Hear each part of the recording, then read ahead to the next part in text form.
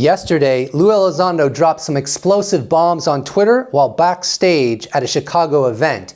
He took a moment to field questions, and what he said is too compelling to ignore. Let's dive into his tweets and break down what they mean with my commentary along the way. Activist Slan asked, "What should we be watching for next?" Lue responded, "Some efforts by Congress to pry out legacy information from the Big Three." Now, that's really interesting. The Big Three here likely refer to the Department of Defense, the Central Intelligence Agency, and the Federal Bureau of Investigation. In line with this, just an hour ago, Representative Anna Paulina Luna, the head of the Declassification Task Force, took to her feed with this message. "The ongoing refusal by our own government to clarify and investigate only fuels suspicion that there's something they're not telling us. My @GOP Oversight Task Force is focused on unveiling the truth. I will be providing an update to you all later this afternoon." I'm very much looking forward to that update. And here's the video she included in her tweet. You obviously been involved in trying to figure out about unidentified aerial phenomena, UAPs. This is part of your task force as well. Do you believe the government is hiding information about extraterrestrial life? I find it very, very odd that instead of just coming out and saying we don't have anything, that we're constantly being stonewalled and stovepiped with certain information. In my opinion, the fact that they're hiding it probably means that there's something there. Let's continue looking at more of Lue's tweets.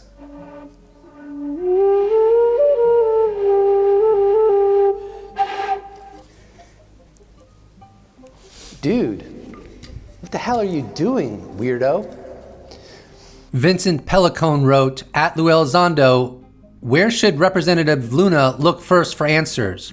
Lue responded, fortunately, @Rep Luna already knows, and her colleagues are beginning to poke in the right places. Interesting that he tagged Representative Luna in that reply. That is encouraging. And Representative Luna should be working with insiders, such as Grush, such as Jake Barber, such as Carl Nell, and other whistleblowers, known and unknown. There's really no excuse that we don't get UFO disclosure soon. And I'm not exaggerating about that. As a friend of mine wrote to me, and I quote, "With Ratcliffe and Gabbard in place, the Prez could demand smoking gun evidence and declassify it. Game over. Or he could pardon Grush and other whistleblowers, allow them to tell all locations, names, etc. Game over." UAP Tech wrote, "Are you aware of anything on the horizon in terms of new whistleblowers or information being released? And are we talking weeks, months, or years?" Lue Elizondo responds, "Yes, in all three." So look, that's great. Let's see what happens. But it makes perfect sense. The idea that we've come this far, but we're going to hit a wall and it's going to stagnate indefinitely, I don't think that's likely at all. I think we all grow pessimistic over time because as more time goes by without the smoking gun, we get impatient, ignoring all the developments that have happened that were incredibly significant, such as first-hand whistleblowers, David Grush, pilots such as Commander David Fravor, Ryan Graves, Danny Acoyne, legislation protecting whistleblowers, I mean, on and on and on. But that begins to lose its power and its credibility to us because we become less patient, waiting for the shift, which is when confirmation occurs, which I think is inevitable. And if it wasn't inevitable, my question is this: why have we come this far? Why didn't this make a U-turn 3 years ago or 4 years ago? It's only accelerated. It's only gotten more intense. It's only increased in credibility. Redacted Media wrote, "If a UFO czar gets anointed in 2025, what should their first actions be?" Lue responded, "A press conference with the American people." Now, that would be cool. Imagine a UFO czar appointed by the Trump administration, a press conference following, with admissions that the US government has not been forthright about UFOs and that some do indeed stem from non-human intelligence. That would end the cover-up. I think society would demand evidence, and it wouldn't want to just take the czar's word for it, which is completely justified and understandable. But imagine that UFO czar appointed by the Trump administration saying that and providing evidence. There'd be no going back. We would enter the new world. UFO Sarah wrote, "Is there a war for disclosure between the government and contractors?" Lue Elizondo responded, "Yes." That's an interesting question. I don't even completely understand the concept necessarily, but let me give my best stab at what is being discussed here. My guess is that there might be much more interest within the government to disclose than there is within the aerospace industry. So, for example, Lockheed Martin or Northrop Grumman, organizations alleged to have been given non-human craft to analyze and maybe have acquired some of those craft themselves out of their own pocket with recovery teams that they hire themselves. They may not want this to come out because for them, they don't want other people's influence or involvement in these technologies. And you can imagine why, because these technologies are obviously priceless. What could be worth more than alien technology? I don't, gold, silver, platinum, the technology for the next iPhone? No, I think, and you could argue that NHI technology, because for one thing, they can constantly get derivative technology from it and utilize it for their conventional technologies, or they may figure out other ways to utilize those new breakthroughs to make profit. And then furthermore, if they ever actually back engineer the technology as it stands, making it basically a duplicate of what it originally is, obviously that would be beyond profitable. So I don't know. That's my guess at it right now. But I know that UFO whistleblower Jake Barber, in one of his interviews, recently said that something to the effect that the people within the aerospace industry, some of them don't want this come out because they would be held liable for crimes.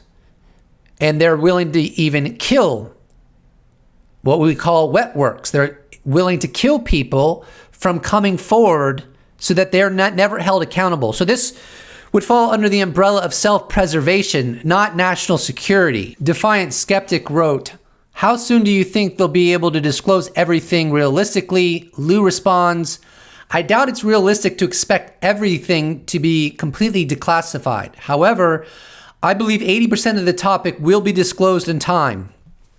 Well, that would be extraordinary. 80% is quite a huge percentage. But as David Grush has said in the past, and I've shared this clip many times, but I'll just reiterate it. It was from when he was on the Tucker Carlson show. He said we need to heal and reconcile the cover-up. And he said there's 3 things that need to be told to the public. 1, we're not alone. 2, we've recovered craft. And 3, we've recovered bodies. After that, he says whatever else should be disclosed is beyond his pay grade, and he leaves it to the commander-in-chief to decide, and I suppose other high-level officials. But I do very much agree with David Grush. If we're not alone, say we're not alone. If we've gone so far that we've actually recovered alien craft, say it. If we've gone even further than that and we've recovered alien bodies, say it. You don't have to tell us how the propulsion system works or what you've gleaned from the technology, but we should have answers about the nature of our reality without giving military secrets away. J.H. McCabe wrote, when are we seeing that torpedo get sucked up? Lue Elizondo responded, yes, the 1999 incident in Puerto Rico. If you think that one's good, hopefully we can get the government release some that are absolutely dynamite. Now, I don't know for certain, but I think he's referencing a story about a saucer underwater sucking up a cruise missile. He said torpedo, but it was actually a cruise missile, unless he's referring to something else, but it really doesn't matter. Let's go into that story where Elizondo has relayed this story multiple times, but I'm going to play a clip of him explaining this story to Terry W. Virts, a retired NASA astronaut, International Space Station commander, and colonel in the United States Air Force. I'll share with you one interesting event that occurred.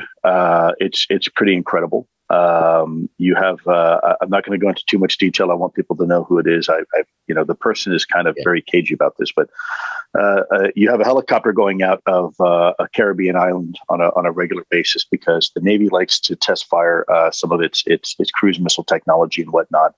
And what will happen is that after the cruise missile runs out of fuel, it kind of splashes into the ocean.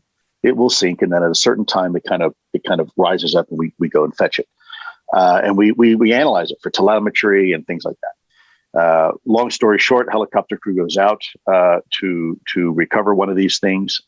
As they are recovering it the first time, the missile, they're pulling up, and something what was described round and circular about the size of a small island, black, dark color, starts rising to the surface. It doesn't break the water, but it starts rising to the surface. They thought, wow, that's really, really peculiar. Well, the next month goes around and they go out to retrieve this another missile that was test fired. And this time we got a frogman hanging down from the rope about to latch onto the missile, and this thing starts coming out of the water again. And if you know about the Puerto Rican trench out there, you're talking about water that's 22,000 feet deep. It's the second deepest part of the ocean. The thing starts rising up, and as the thing is starting to come to the surface, the frogman is literally trying to climb the rope. They're doing an emergency ascent. Everybody is absolutely panic at the disco, freaking out. What the hell is that? What's going on? And as they start to pull up, it sucks the missile underwater and then disappears, never to be seen again. There's incidents like that just kind of make the hair stand up on the back of your neck and go, what? Let's do a very brief thought experiment based upon the incident Lue Elizondo relayed. Let's say that actually happened, that the Navy was retrieving a cruise missile from the ocean, and in the process of doing that, a giant, very black circular object that looked like a small island started coming to the surface. How important would it be for us to know that took place? How important would it be for our scientists, our theologians, our academics, our teachers, and just your everyday Joe to know that took place? And yet, that is only one incident. If there's a presence here of non-human intelligence, that would be a drop in the bucket based upon its activities over the decades. So when you look at it through that lens, it becomes absolutely absurd that this is being covered up and we are in the dark about some complexity of our reality. We assume it's all fake and a mind virus and it's only hearsay and it's not actually happening. But what if it is actually happening? On a scale from 1 to 10, how important would it be that we know that this is happening so that we have a clearer picture of our reality and we start investigating it from a scientific standpoint? I think there's no question that it would be an 11. Mike Rath wrote, in your opinion, is there a spiritual component to all of this, i.e. fallen angels from Genesis 6, to which Lue responds, there's a spiritual component to everything that a human does. After all, we're spiritual beings having a human experience.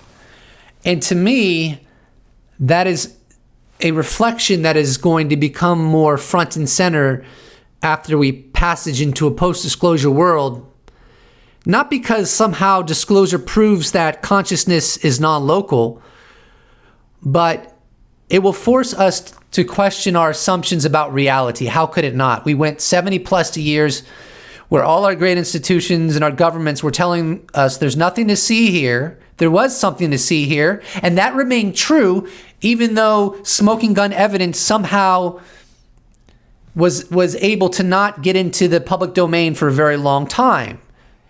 So, to me, the inescapable realization from that is that our confidence in the structure and nature of the universe can be wrong, no matter how confident we are. And then when we look back into UFO history, there's stories of telepathy, even beings going through walls, even objects going through Earth, which just draws into question, what is reality?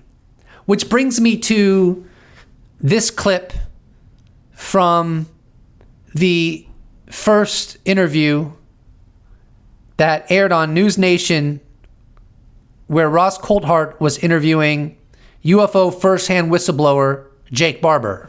Because we're all being told, firstly, there's no such thing as aliens visiting this planet. Yeah. And secondly, we're all being told there's no such thing as telepathy or psychic abilities. It's rubbish. Yeah, you know what? I don't think there is going to be an ontological shock. I think people are going to react to it the same way I did. I think it's going to be an ontological relief, because I think everyone deep down knows that there is more to life than what we are being told and experiencing. And to know that there might be something like a sixth, seventh, eighth sense that has a spiritual connection, and that might actually have a good nature and application behind it, like, not only is it not shocking, but it should be welcomed, I would think. Well, I don't know if ontological relief is a term that Jake Barber coined, but he certainly brought it into our awareness. It's a great term, and I think he's right that when we finally passage into a post-disclosure world, there will be ontological relief.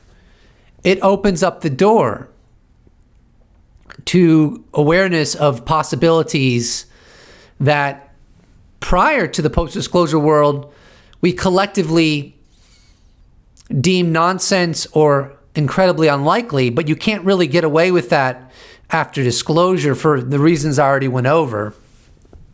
And statements like what Lue made, that we are spiritual beings having human experience, would not be as scoffed at in a post-disclosure world, I would argue, because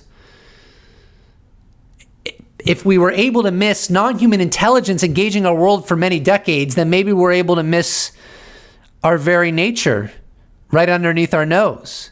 And maybe that's what the post-disclosure world is really about overall. I don't know if the NHI intended that for us to be our realization, but it might end up being a big part of the post-disclosure world, and maybe that's part of God's plan. Maybe that's what's in store. So I just checked to see if Representative Anna Polina Luna's update has been published. It hasn't yet, so maybe we'll cover that in another video. And that's an important reason for you not to forget to subscribe, because I think I'm being very timely with my updates.